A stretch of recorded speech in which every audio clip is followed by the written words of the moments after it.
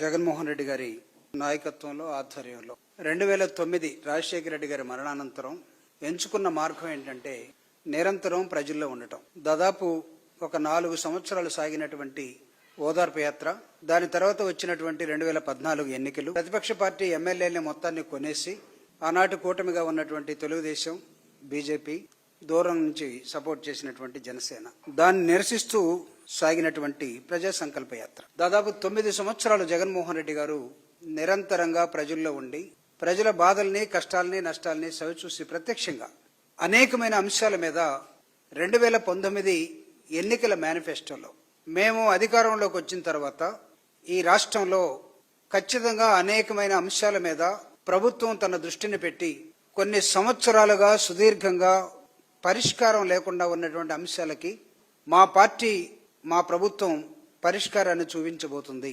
ఇది ప్రజలకు ఇచ్చినటువంటి వాగ్దానం జగన్మోహన్ రెడ్డి గారు. దానిలో భాగమే ఆయన ప్రజల్లో ఉన్నప్పుడు భూ సమస్యల మీద ప్రతి కుటుంబంలో లేదా ప్రతి ఊరిలో మా భూమి అన్యాక్రాంతం అయిపోయింది, మా భూమికి సరిహద్దులు లేవు, ప్రభుత్వం పట్టించుకోవట్లేదు, సో భూ సమస్య మాకు ఒక ఉరితాడుగా మారుతున్నది అని కొన్ని లక్షల విన్నపాలు ఆయన దగ్గరికి వచ్చినప్పుడు నవరత్నాల ప్రోగ్రాంలో భూ రీసర్వే కూడా ఒకటని దానికి ఒక ప్రధానమైనటువంటి భూమికని తయారు చేసి జగన్మోహన్ రెడ్డి గారు ఈ రాష్ట్రంలో భూ సర్వే ఖచ్చితంగా జరిగి తీరుతుందని చెప్పారు. దానికి విలేజ్ సెక్రటేరియట్స్, గ్రామ సచివాలయాలు ప్రధాన కేంద్రంగా అక్కడే అవసరమైతే రిజిస్ట్రేషన్ కూడా జరుగుతాయి. దాని టెక్నాలజీ కానీ, దానికి కావాల్సినటువంటి అనేకమైన హ్యూమన్ రిసోర్సెస్ కానీ ఒక సైంటిఫిక్ అప్రోచ్ లో జగన్మోహన్ రెడ్డి గారు చేసినట్టు promise to the people. Fortunately కేంద్ర ప్రభుత్వం కూడా ఇలాంటి ప్రతిపాదన ఒకటి కావాలని ఆ సందర్భంలో ఎదుగుతున్నటువంటి వాళ్ళ ఆలోచనలో ఉన్నటువంటి అంశం. జగన్మోహన్ రెడ్డి గారు భూ సర్వేని ఆంధ్రప్రదేశ్ లో స్టార్ట్ చేసిన తర్వాత 2020 డిసెంబర్ 21 జగన్మోహన్ రెడ్డి గారు భూ సర్వేని తనకి రాష్ట్ర సరిహద్దుల్లో ఉన్నటువంటి అనేకమైన అంశాలని రాష్ట్రంలో ఉన్నటువంటి భూ సర్వేల మీద తీసుకొచ్చినటువంటి యంత్రాంగం మొత్తం. దీన్ని ఆనాటి ముఖ్యమంత్రి, ప్రధానమంత్రి నరేంద్ర మోడీ గారు సిఎస్ మీటింగ్, దేశవ్యాప్తంగా ఉన్నటువంటి చీఫ్ సెక్రటరీస్ మీటింగ్ లో కూడా ఆంధ్రప్రదేశ్ లో జగన్మోహన్ రెడ్డి గారు ఒక భూ సర్వే చేస్తున్నాడు, దాన్ని ఆదర్శంగా తీసుకుని దేశవ్యాప్తంగా సర్వే జరగాల్సిన అవసరం ఉంది అని ఆనాటి ప్రధానిగా ఉన్నటువంటి నరేంద్ర మోడీ గారు కూడా దాన్ని బహిర్గతం చేయడం జరిగింది. He has given instruction to the all chief secretaries, all the states who have been participated in that meeting. అక్కడి నుంచి స్టార్ట్ అయినటువంటి భూ సర్వే. ఈ రోజు గాంధీ గారి వర్ధంతి. మీ అందరికి తెలుసు, గ్రామ పరిపాలన గానీ, విలేజ్ సెక్రటరీస్ గానీ వైఎస్ఆర్ కాంగ్రెస్ పార్టీ తీసుకున్న మోడల్ ఏంటంటే గాంధీ గారి మోడల్. పట్టణాలు మాత్రమే కాదు, గ్రామాల్లో కూడా ఆ ప్రజలు ఆనందంగా ఉండాలి, సమస్యలు లేకుండా ఉండాలి. ఇండియా, భారతదేశం 2 ఇండియాలుగా పిలువబడుతుంది. ఒకటి urban India, the second one is the rural India.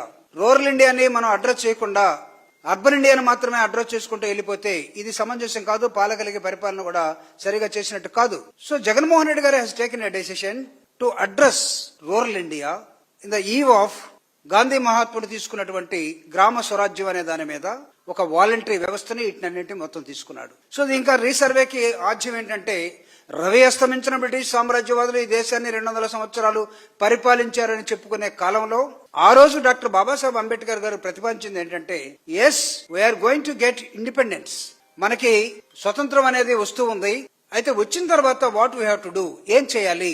ఇప్పుడు ఉన్నటువంటి భారతదేశంలో భూమి అంతా కూడా కొంతమంది వ్యక్తుల చేతుల్లో ఉండిపోయింది. అది భూస్వాములు కానీ, సంస్థానాధీశులు కానీ, రాజులు కానీ, రాజరికం కానీ, లేకపోతే పెట్టుబడిదారులు కానీ, వీళ్ల దగ్గర లక్షల ఎకరాలు పోగేసుకుని కూర్చున్న దగ్గర మన సమాజ నిర్మాణం కోసం రాజ్యాంగాన్ని రాసుకున్న క్రమంలో ఫస్ట్ చేయాల్సింది ఏంటంటే ఈ దేశంలో ఇంకొక భూ సర్వే జరగాల్సిన అవసరం ఉంది. So this is called Ambedkar గారు ప్రపోజ్ చేసినటువంటి ల్యాండ్ రీసర్వే.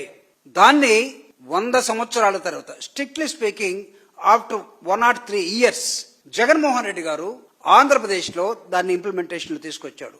ఇది ఒక విధంగా చెప్పాలంటే గ్రామ స్వరాజ్యం అంబేద్కర్ గాంధీ గారి ఆలోచన, భారతదేశ స్వతంత్రం తర్వాత డాక్టర్ బాబాసాహెబ్ అంబేద్కర్ ఇచ్చినటువంటి ల్యాండ్ రీసర్వే, ఈ రెండింటినీ ప్రధానంగా తీసుకుని జగన్మోహన్ రెడ్డి గారు దేశంలో నంబర్ 1 ఆద్యుడుగా 29 రాష్ట్రాల్లో ఉన్నటువంటి ఈ దేశం, కేంద్ర ప్రభుత్వం కలిగి ఉన్నటువంటి ఈ దేశం, కేంద్ర ప్రభుత్వం చేయలేదు, 29 రాష్ట్రాలు చేయలేదు, కానీ వేరిన్ జగన్మోహన్ రెడ్డి గారు దీన్ని స్టార్ట్ చేశాడు. దీనికి ఒక లక్ష్యం ఉన్నది, to clear all the disputes as for as the land is concern. ఈ రోజు కూడా లుకలుకలే చంద్రబాబు నాయుడు గారు 14 సంవత్సరాలు ఆయన ముఖ్యమంత్రి అనుకుంటాం. ఆయన చేసిన ఘనకీర్తి ఏంటో తెలుసా, ఘనకార్యం ఏంటో తెలుసా? ఎక్కడైనా గొడవ ఉందంటే దాన్ని 22A పెట్టేసేయండి, ప్రభుత్వంలో పెట్టేసేయండి. అది మాది అని ప్రైవేట్ వాళ్ళు, జనాలు, సామాన్యులు, రైతులు, ప్రజలు ఇది మాది అని ప్రభుత్వం చుట్టూ తిరిగి తిరిగి తిరిగి వాళ్ళకి కావాల్సిన వాళ్ళకే 22A నుంచి రిలీజ్ రావటం, మిగతా వాళ్ళకి ఎవడో కూడా ఇది ప్రభుత్వమో లేదా భూస్వాములో ఆక్రమించుకొని కూర్చోవటం. In the part of the government అంటే అలా ఉండకూడదు. అందుకే జగన్మోహన్ రెడ్డి గారు చాలా డిఫరెంట్ గా, గతంలో ముఖ్యమంత్రిగా చంద్రబాబు నాయుడు గారు ప్రతిదీ ప్రభుత్వంలో తోసేసి ప్రజలు ఇబ్బంది పెడుతున్న కార్యక్రమాన్ని కాదు, రీసర్వే చేసి ప్రతి వాడికి ల్యాండ్ సర్వే చేయాలని చెప్పాడు. సో అక్కడి నుంచి తీసుకున్నటువంటి అంశమే ఈ ల్యాండ్ రీసర్వే. జగన్మోహన్ రెడ్డి గారి పాదయాత్రలో ప్రజలు అడగటం, డాక్టర్ బాబాసాహెబ్ అంబేద్కర్ రాజ్యాంగం రాసినప్పుడు దీన్ని ఉదహరించడం, గ్రామ స్వరాజ్యం కోసం గాంధీ గారు చెప్పిన మార్గాలు, ఇదిగో రాజ్యాంగం చుట్టూ మాత్రమే జగన్మోహన్ రెడ్డి గారి పరిపాలన సాగింది కానీ రాజ్యాంగ సూత్రాలకు వ్యతిరేకంగా ఎక్కడ లేదు. సో దీన్ని 2024 ఎన్నికల్లో జగన్మోహన్ రెడ్డి గారు మొత్తం దోసేశాడు.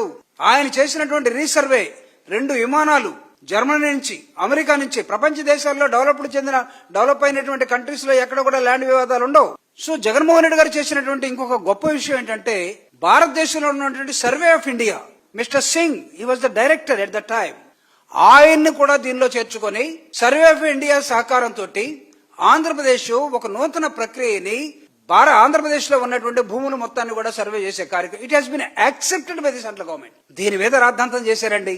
ఎలక్షన్ కి ఒక వారం ముందు క్రికెట్ లో గానీ లాస్ట్ ఓవర్ లో ఆడతారు చూడండి, లాస్ట్ బాల్ కి ఇంకా 5 బాల్లో ఉన్నాయి, 20 రన్లు కొట్టాలి, ఒక్కొక్కడు 6 కొట్టకపోతే ఏమవుతాడో తెలియదు అన్నట్టుగా వైఎస్ఆర్ కాంగ్రెస్ పార్టీ మేనిఫెస్టో మీద వైఎస్ఆర్ కాంగ్రెస్ పార్టీ ఇన్ని దృక్పథాలు కలిగి చేసినటువంటి ఈ కార్యక్రమం మీద వాళ్ళు ఒక సర్వే పెట్టుకుని ప్రతి వాడికి ఫోన్ చేసి, జగన్మోహన్ రెడ్డి గారు చేసిన సర్వే మీ భూమి మీద కాదు, ఆయన ఎక్కడో కుదవబెడతాడట, ఆయన అమ్మేసుకుంటాడట. అంటే ప్రభుత్వమే చేయించిన సర్వే, ప్రభుత్వమే ప్రజలకు బాధ్యత వహించి ప్రజల తరపున తీసుకున్నటువంటి ఒక అంశాన్ని ప్రజలకు కాకుండా ఎలా పోతుంది? ప్రజలు కూడా ఎందుకు ఆలోచించలేకపోయారో మాకైతే తెలియదు. దుష్ప్రచారాన్ని నమ్మారు. చంద్రబాబు నాయుడు గారు ఎంత ఘనుడంటే అబద్ధాలని ప్రచారం చేయటంలో వాస్తవాలను నమ్మిస్తాడు. ఉదాహరణకి మీరు చూడండి, ఇక్కడ గెలిచిన తర్వాత ప్రభుత్వం వాళ్ళ చేతుల్లో ఉన్న తర్వాత ఇంకా ఆయనకి కోపం తీరలేదేమో, ఇంకా ఆయనకి కసి తీరలేదేమో, వైఎస్ఆర్ కాంగ్రెస్ పార్టీ ఓడిపోయినప్పుడు కూడా అదేదో స్పీకర్ ఒక చోట ఉన్నాడు, మీరు చచ్చిపోయింది అనుకుంటున్నారేమో, వైఎస్ఆర్ కాంగ్రెస్ పార్టీ ఇంకా కొట్టాలి, 11 వచ్చింది కదా దాన్ని చంపాలి అన్నట్టుగా వైఎస్ఆర్ కాంగ్రెస్ పార్టీ ఓడించబడ్డ తర్వాత కూడా తిరుపతి వెళ్లి లడ్డు విషయంలో ఆయన చేసినట్టు దుష్ప్రచారం. జంతువుల కొవ్వు ఇక్కడ ఉంది, మహానుభావ నువ్వే కదా ఎక్కువ కాలం ఆంధ్రప్రదేశ్ లో ముఖ్యమంత్రిగా ఉన్నది, జంతువుల కొవ్వు ఉంటే ఓన్లీ జగన్మోహన్ రెడ్డి గారి పీరియడ్ లోనే ఉందా? ఈ రోజు మీకు సిబిఐ ఎంక్వైరీ ఏం చెప్పింది? మీరు ఒక సిట్టేశారు. మీరు ముఖ్యమంత్రి స్థానంలో ఉండి నిజంగా దేవుడి మీద భక్తి శ్రద్ధలు ఎవరికైనా ఉన్నట్లయితే ఎక్కడన్నా చిన్న చిన్న అంశాలు జరిగినా దాని జోలికి వెళ్ళరు.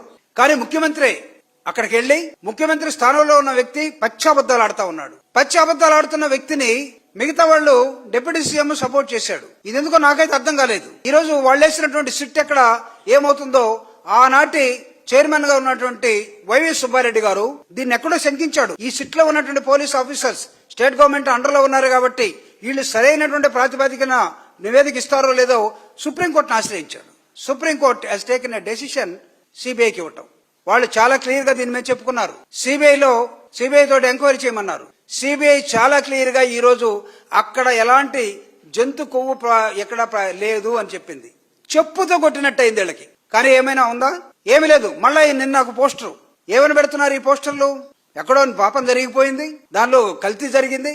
అక్కడ కల్తీ జరగలేదు, జంతువుల కొవ్వు లేదని ప్రభుత్వాలే చెప్తా ఉంటే, సిబిఐ చెప్తా ఉంటే దీన్ని ఈ అబద్ధాన్ని ఇంకా కొనసాగిస్తూ ఉన్నారు. సో భూ సర్వే మీద కూడా వీళ్ళు చేసినటువంటి అబద్ధాలు ప్రజలు దురదృష్టవశాత్తు ఎందుకు నమ్మారో ఏం చేసుకున్నారో మాకైతే తెలియదు. ఇన్ని అంశాల మధ్య జగన్మోహన్ రెడ్డి గారి పరిపాలన మీద ఈ రోజుకి వీళ్ళు చేస్తున్నటువంటి దుష్ప్రభావం ఇప్పుడు కూడా పడుతూనే ఉంది. ప్రజలు గమనించాలని మా విజ్ఞప్తి. కేంద్ర ప్రభుత్వం ప్రధానమంత్రి అంగీకరించిన ప్రోగ్రామ్ని ఒక రాష్ట్ర ముఖ్యమంత్రి బీజేపీ రాష్ట్రాల్లో చేయలేదు. వాళ్ళ కన్నా ముందు జగన్మోహన్ రెడ్డి గారు చేసినటువంటి ఈ ప్రయత్నాన్ని మీ కూటమిగా ఉన్నటువంటి వాళ్ళు మీరందరూ కలిసి అబద్ధాలను వండి ప్రజల్లోకి పంపిస్తే ఇది అబద్ధం కాదు, ఇది వాస్తవం అని తెలుస్తున్న నేపథ్యంలో కూడా ప్రజలు మిమ్మల్ని ఏమనరని మీరు భావిస్తూ ఉన్నారంటే మీ మూర్ఖత్వానికి, మీ పరిపాలన దరిద్రమైనటువంటి ఆలోచన విధానానికి రాబోయే కాలం ఖచ్చితంగా కాలమే దీన్ని పరిష్కరించాలి. వైఎస్ఆర్ కాంగ్రెస్ పార్టీ చాలా స్పష్టంగా జగన్మోహన్ రెడ్డి గారు అబద్ధాలాడే వ్యక్తి కాదు మీలాగా. నాకు తెలిసి చంద్రబాబు నాయుడు గారు దేవుడి మీద వాస్తు మీద నమ్మకం ఉన్న వ్యక్తి కాదనేది నా అభిప్రాయం. ఎందుకంటే కరకట్ట కింద ఉన్నటువంటి ఇల్లులో మీరు ఓడిపోయిన తర్వాత ఇక్కడ వాస్తు దోషం ఉందంటే అందరినీ తిట్టి పంపించేశాడు. మళ్ళీ 5 సంవత్సరాల తర్వాత మనమే గెలుస్తాం పొమ్మన్నాడు. వాస్తు మీద నమ్మకం లేదు, దేవుడి మీద నమ్మకం లేదు, నాస్తికుడు అతను. దేవుడి మీద నమ్మకం లేనటువంటి ఒక వ్యక్తి చేసినటువంటి దుష్ప్రచారం ఈ రోజు సిబిఐ కేంద్ర ప్రభుత్వం అది తప్పు అని చెప్పిన తర్వాత ఈ రోజు ఎవరిని శిక్షించాలి? ఇక్కడ we demand from YSR Congress party. ముఖ్యమంత్రిగా చంద్రబాబు నాయుడు అబద్ధాలు పెట్టారని ఆయనకి శిక్ష ఏంటి ఇక్కడ? రెండవది, ఆయనకు వంతబాడినటువంటి గుడి మెట్ల కింద నుంచి పైకి గడిగినటువంటి వ్యక్తి, అక్కడికి వెళ్లి ఏదేదో మాట్లాడిన వ్యక్తి. ఈ రోజు పవన్ కళ్యాణ్ గారు డిప్యూటీ సీఎం గా ఆ రోజు ఏం మాట్లాడారు, ఈ రోజు నోరు మెదపలేదు. మీరు నిజంగా రాజ్యాంగానికి బద్దులై ఉన్న వ్యక్తులైతే అక్కడికి వెళ్లి వెంకటేశ్వర స్వామి గారి దగ్గరికి వెళ్లి ఆ గుడిమెట్లకు అడగండి పవన్ కళ్యాణ్ గారు. అక్కడ మీరు మీ పరిహారం అక్కడ తీసుకోండి. అంతేగాని ప్రజల మనోభావాల్ని దెబ్బతీస్తూ ప్రజల కోసం జగన్మోహన్ రెడ్డి గారు బృహత్తర కార్యక్రమాన్ని తీసుకుని పరిపాలన అంటే ఈ విధంగా ఉండాలని చెప్పే ప్రయత్నం ఆయన చేస్తూ ఉంటే, పరిపాలన మేము చెప్పినట్టు ఉండదు, మా అవసరాలకే మేము వాడుకుంటామని చెప్పే ఒక దౌర్భాగ్యమైనటువంటి నాయకులు ఈ రాష్ట్రంలో కూటమి అనే దాంతో ఈరోజు తిరుగుతూ ఉంటే, కూటమికి నాయకత్వం వస్తున్నట్టు సెంట్రల్ గవర్నమెంట్ దీని మీద కన్ను వేయాలని మేము అడుగుతున్నాం. సో వైఎస్ఆర్ కాంగ్రెస్ పార్టీని అబాస్ పాలు చేయడం కోసం తాత్కాలికమైనటువంటి ఆ రోజు ఎన్నికల్లో మా మీద మీరు చల్లినటువంటి బురద ఏదైతే ఉందో, ఈ రోజు ప్రజలు జగన్మోహన్ రెడ్డి గారు చేసింది ఎక్కడ భూ సర్వేలో ఎక్కడ లోపం లేకుండా ఆటోమేటిక్ గా ఈ రోజు అన్నదమ్ముల మధ్య, కుటుంబాల మధ్య, రైతుల మధ్య, ప్రభుత్వాల మధ్య ఎలాంటి గొడవలు లేకుండా రీసర్వే జరిగినటువంటి విధానం, దాన్నే మళ్ళా చంద్రబాబు నాయుడు గారు కొత్త పద్ధతిలో ఏం చేశాడంటే జగన్మోహన్ రెడ్డి గారు ఇచ్చినట్టు పాస్ పుస్తకాలకి, పట్టా పుస్తకాలకి కలర్ మార్చి మాత్రం ఇవ్వడం జరిగింది. నువ్వు చేసిన సర్వే ఎక్కడ? నేను అడుగుతున్నా, వాట్ ఈస్ ద డిఫరెన్స్? మా సర్వేనే తీసుకొచ్చే పాస్ పుస్తకాలు, పట్టా పుస్తకాల మీద కలర్ మార్చి నువ్వు మాకు రైతులకు, జనాలకి ఇచ్చేసేవే.